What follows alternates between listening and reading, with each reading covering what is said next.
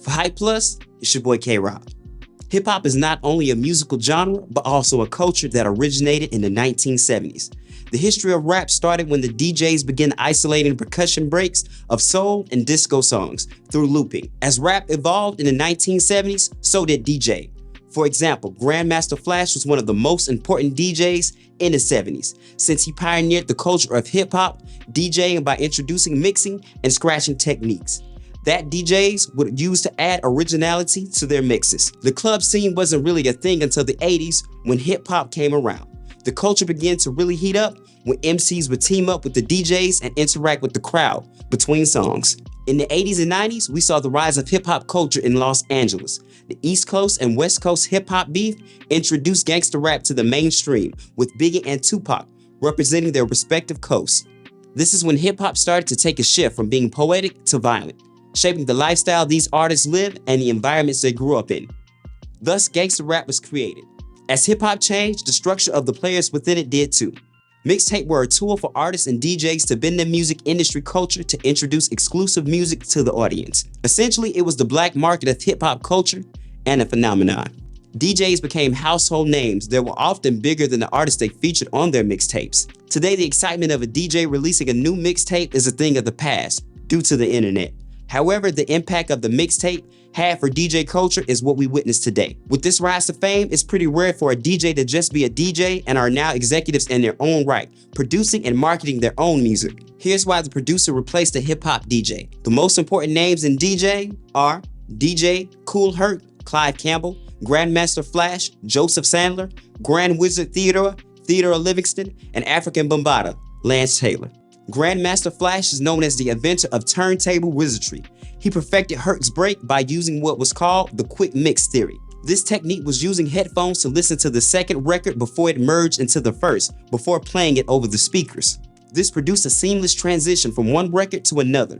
Flash approached this craft like science. He noticed during certain parts of the song, the audience would become more reactive, and he wanted to figure out how to lengthen that time, which is how he discovered scratching. Now, depending on who you ask, Grand Wizard Theodore is also credited with the invention of scratching. The story goes that Theodore's mother had asked him to turn down the volume on the record. When she stormed into the room to reprimand him, he attempted to stop the record immediately by putting pressure on it with his hand. This produced a scratching sound. However, Flash disputed this story in a 2002 interview with The Guardian. I guess maybe me and Theodore had to sit down someday and figure this out. I came up with my style. Theodore was my first student, and before there was no one. So who taught him to play? But I'm not gonna argue. I love him, and I do credit him for making the style believable. Herc discovered the breaks. He DJ'd the first hip-hop party in the summer of '73 and introduced toasting to hip-hop. Toasting is a device that grew out of the Jamaican dance hall scene. It involves talking over records to engage the crowd. Kool Herc's parents hail from Jamaica, and Jamaican roots inspired several facets of his craft. African Bambaataa is one of the originators of breakbeat DJing.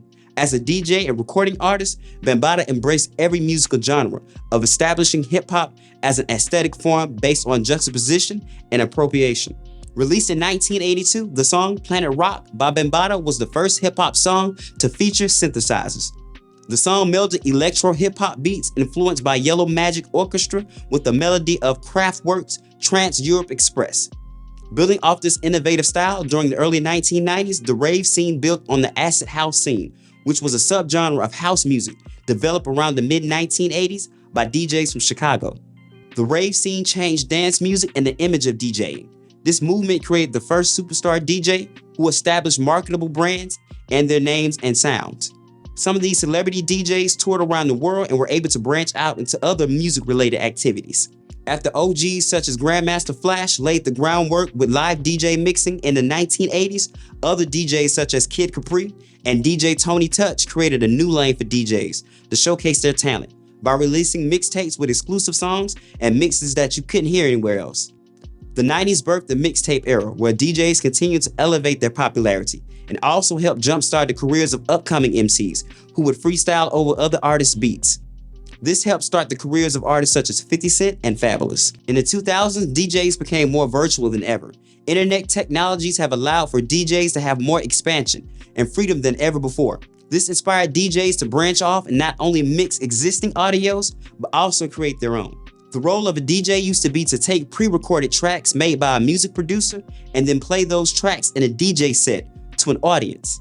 A producer is someone who creates music that is later released as tracks on an EP, a single, or an album. Now DJs are also producers and even their own record labels.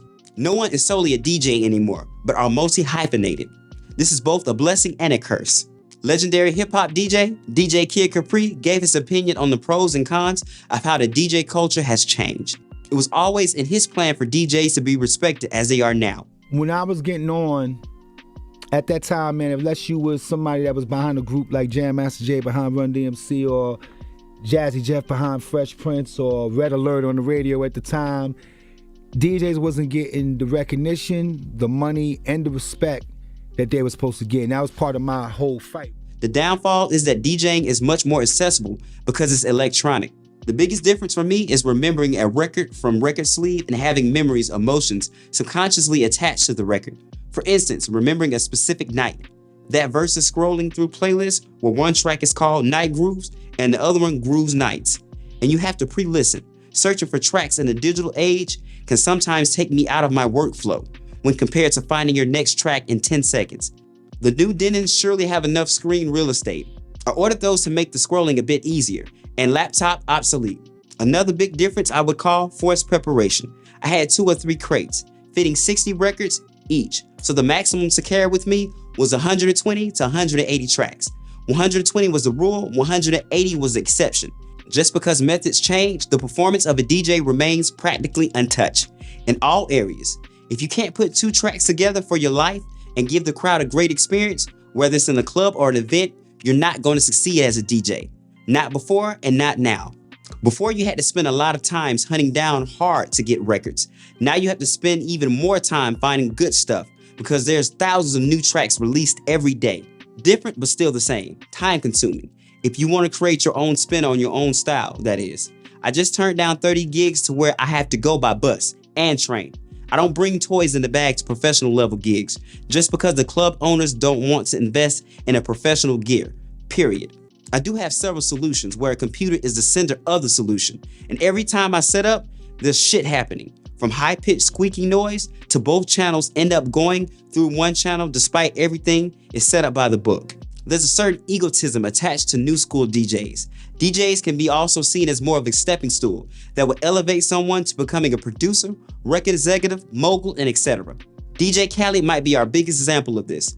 Although he still goes by DJ Khaled, now he can be considered more of an organizer, since he has a team of producers that makes the beats for him, and his job is to bring the right artists together to collaborate on the tracks. DJ Clue also rose to fame by selling mixtapes. Now he's a record producer, record executive, and radio personality. Similar to DJ Khaled, just because DJ is his stage name, he isn't necessarily a DJ, and many people in the industry knows it. You know the funny thing about DJ Clue? I respect Clue. And Clue's a good guy. But you know what he has trouble with? He's a whack DJ. When the battle stuff comes up, they're doing that to you because they know you're whack on the set. You can never battle flex. If you do not take your craft serious enough to practice it, then it's cool. He's a mixtape DJ and he's a great producer. Many other DJs are in the same boat as DJ Clue, such as radio personality and entrepreneur DJ Envy, rapper and producer Lil Jon, DJ Premier, DJ Drama, and the list goes on. DJing has evolved beyond recognition. 1s and 2s have been replaced by CDs and laptop.